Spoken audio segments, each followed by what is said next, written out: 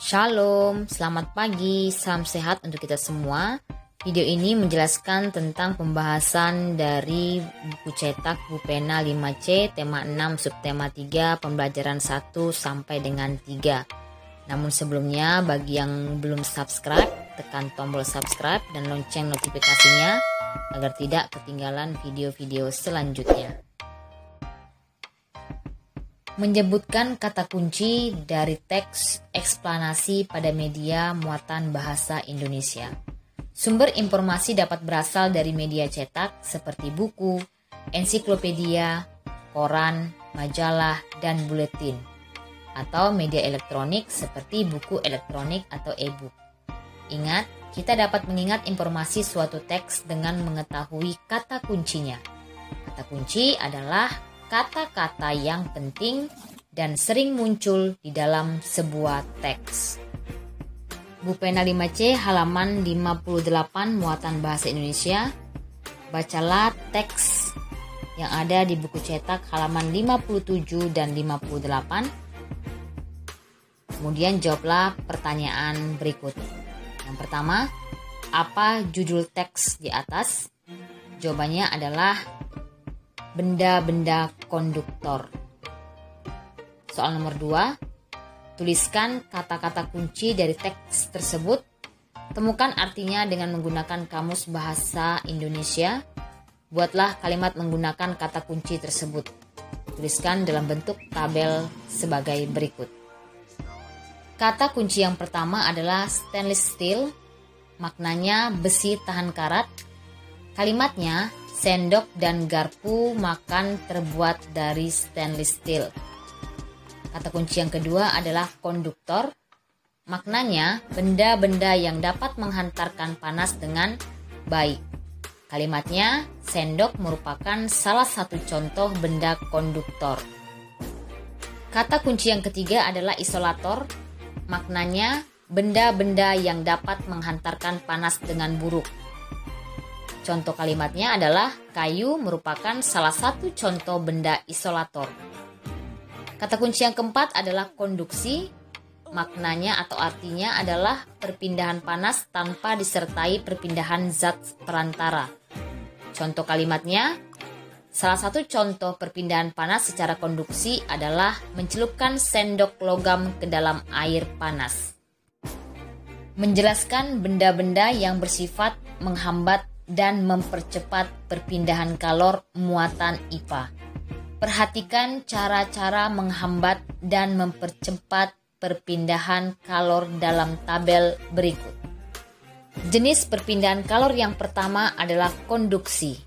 Cara menghambat perpindahan kalor yaitu menggunakan benda-benda bersifat isolator seperti karet, plastik, kain wol, dan ebonit.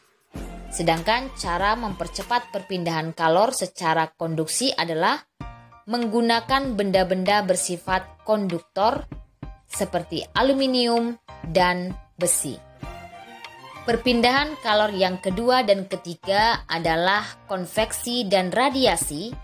Cara menghambat perpindahan kalor tersebut yaitu menjauhi atau memadamkan sumber panas. Sedangkan cara mempercepat perpindahan kalor secara konveksi dan radiasi adalah memperbesar sumber panas seperti menambah jumlah kayu bakar agar api semakin besar. Bu Pena 5C halaman 59 dan 60 muatan IPA. Soal yang pertama, apa syarat benda disebut konduktor dan isolator? Tuliskan masing-masing contohnya. Syarat-syarat yang disebut konduktor yaitu benda-benda yang dapat menghantarkan panas dengan baik. Misalnya sendok makan. Masih banyak ya contoh yang lain. Yang kedua, syarat benda yang disebut isolator yaitu benda-benda yang dapat menghantarkan panas dengan buruk. Misalnya kayu, plastik, kain, tembok, karet, dan kaca. Nomor 2, perhatikan aktivitas-aktivitas berikut. A. Gambar A menunjukkan seseorang sedang membuat teh hangat. Air panas yang digunakan berasal dari teko. Orang tersebut dapat memegang teko karena ada bahan yang menghambat kalor. Menurutmu, bahan apa yang bisa menghambat kalor tersebut? Adakah contoh penggunaan bahan yang serupa untuk benda lainnya? Tuliskan contohnya. Bahan yang bisa menghambat kalor pada gambar A adalah pegangan teko yang terbuat dari bahan ebonit. Contoh bahan lainnya yang bisa menghambat kalor adalah menggunakan kenlap. B. Gambar B menunjukkan seseorang yang mengalami kedinginan karena musim dingin. Orang tersebut membutuhkan panas untuk menghangatkan tubuhnya. Berdasarkan gambar, bagaimana cara orang tersebut dapat memperoleh sumber panas? Jawabannya adalah pada gambar B, sumber panas diperoleh dari hembusan nafas yang dikeluarkan dari mulutnya dengan cara menggenggam dan menggosokkan kedua tangannya. Menjelaskan informasi penting dari teks eksplanasi muatan bahasa Indonesia. Selain membaca dengan cermat, cara lain yang dapat dilakukan adalah dengan membuat pertanyaan. Kamu dapat membuat pertanyaan pada masing-masing paragraf dengan menggunakan kata tanya. Setelah itu, jawablah pertanyaan yang telah dibuat berdasarkan isi teks. Bupena 5C halaman 62 muatan bahasa Indonesia. Bacalah teks aluminium foil pada atap berikut dengan seksama. Kemudian jawablah pertanyaan berikut. Nah, silakan kalian membacanya masing-masing dari buku cetak kalian. Pertanyaan yang pertama adalah tuliskan informasi penting yang terdapat pada masing-masing paragraf. Buatlah dengan menyusun pertanyaan dan jawablah terlebih dahulu. Pertanyaan yang pertama adalah apa yang dimaksud dengan aluminium foil? Jawabannya, aluminium foil adalah salah satu material yang paling sering dan banyak digunakan sebagai pelengkap rangka atap. Pertanyaan yang kedua, apa manfaat aluminium foil? Jawabannya adalah mempercepat kematangan makanan dan dipakai pada atap. Yang ketiga, mengapa suhu di dalam ruangan atau rumah pada siang hari lebih panas? Jawabannya karena perpindahan radiasi panas dari bagian atas atap ke bagian bawah. Kemudian pertanyaan yang keempat, apa yang dimaksud dengan aluminium foil single? Jawabannya adalah tipe aluminium yang hanya terdiri dari satu sisi lapisan, sehingga hanya akan terlihat mengilap di bagian atas tetapi buram di bagian bawah. Pertanyaan yang berikutnya, apa yang dimaksud dengan aluminium foil double? Aluminium yang lapisannya mengilap pada bagian bawah dan atas. Mengidentifikasi cara-cara untuk menghambat atau mempercepat perpindahan kalor pada benda muatan IPA. Kita dapat membuat rancangan suatu percobaan terkait dengan cara-cara untuk menghambat atau mempercepat perpindahan kalor. Rancangan dibuat dengan cara-cara sebagai berikut. Yang pertama, identifikasilah benda-benda yang terkait konduktor dan isolator. Yang kedua, jelaskan cara kerja benda-benda konduktor dan isolator tersebut. Yang ketiga, jelaskan pula apa yang akan terjadi jika tidak ada benda konduktor dan isolator. Materi selanjutnya adalah menjelaskan ciri-ciri gambar cerita pada sampul depan buku. Gambar cerita adalah gambar yang digunakan untuk menjelaskan maksud suatu cerita. Gambar sampul depan buku juga memiliki ciri-ciri sebagai berikut. Yang pertama, gambar berisi tentang isi buku. Yang kedua, gambar yang disajikan harus menarik. Yang ketiga, terdapat judul buku yang ditulis dengan ukuran huruf lebih besar dari tulisan lainnya, nama penulis, dan nama penerbit buku. Yang keempat, warna yang digunakan dapat menarik perhatian pembaca. Perhatikan gambar cerita berikut.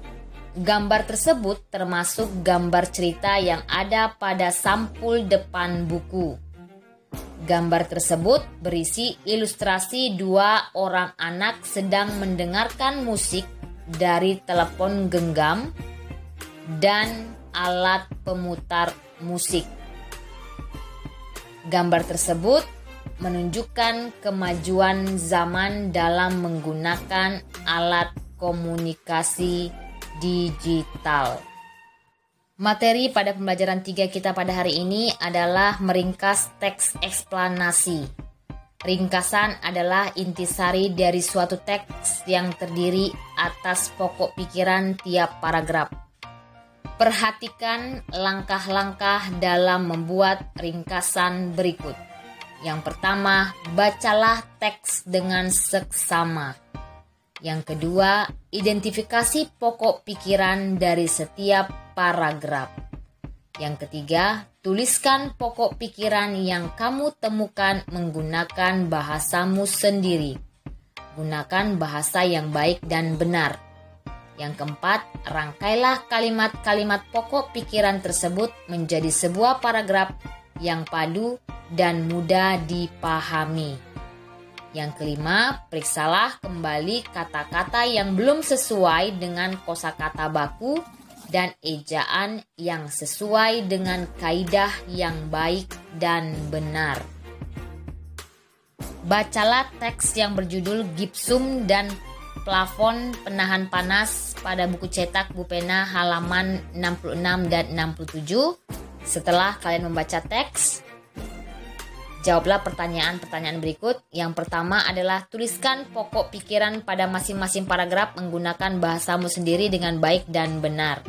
Pokok pikiran paragraf yang pertama adalah tembok merupakan penghantar panas yang baik di dalam rumah dan dapat mempertahankan panas dalam waktu cukup lama. Ingat kembali bahwa pokok pikiran itu sama dengan ide pokok. Jadi, pokok pikiran atau ide pokok paragraf pertama itu adalah tembok merupakan penghantar panas yang baik di dalam rumah dan dapat mempertahankan panas dalam waktu cukup lama. Sedangkan paragraf yang kedua, pokok pikirannya adalah sinar matahari di Eropa tidak lebih banyak dibandingkan di Indonesia. Pokok pikiran paragraf yang ketiga adalah pemanfaatan gipsum dan plafon di Eropa sudah sangat baik dan memiliki fungsi saat cuaca panas dan dingin. Kemudian soal yang kedua, buatlah ringkasan dari teks di atas berdasarkan pokok pikiran tiap paragraf yang sudah kamu buat sebelumnya. Ringkasannya adalah tembok merupakan penghantar panas yang baik di dalam rumah dan dapat mempertahankan panas dalam waktu cukup lama. Han Tannerman, seorang managing direktur PT Saint-Gobain Construction Product, melakukan percobaan tersebut. Menurut Han Tarman, sinar matahari di Eropa tidak lebih banyak dibandingkan di Indonesia. Rumah-rumah di Eropa memiliki plafon yang lebih tebal untuk mencegah panas dari genteng agar tidak berpindah ke dalam ruangan. Pemanfaatan gipsum dan plafon di Eropa sudah sangat baik dan memiliki fungsi saat cuaca panas dan dingin. Penggunaan pemanas dan pendingin ruangan pun menjadi berkurang sehingga lebih hemat listrik. Materi selanjutnya adalah muatan IPS, kegiatan ekonomi di masyarakat dataran rendah. Dataran rendah merupakan dataran yang luas dan rata, terletak di ketinggian 0 sampai 200 meter di atas permukaan laut. Dataran rendah juga dikenal dengan istilah aluvial. Tanah jenis ini subur dan baik untuk bercocok tanam seperti menanam padi, jagung, atau sayuran.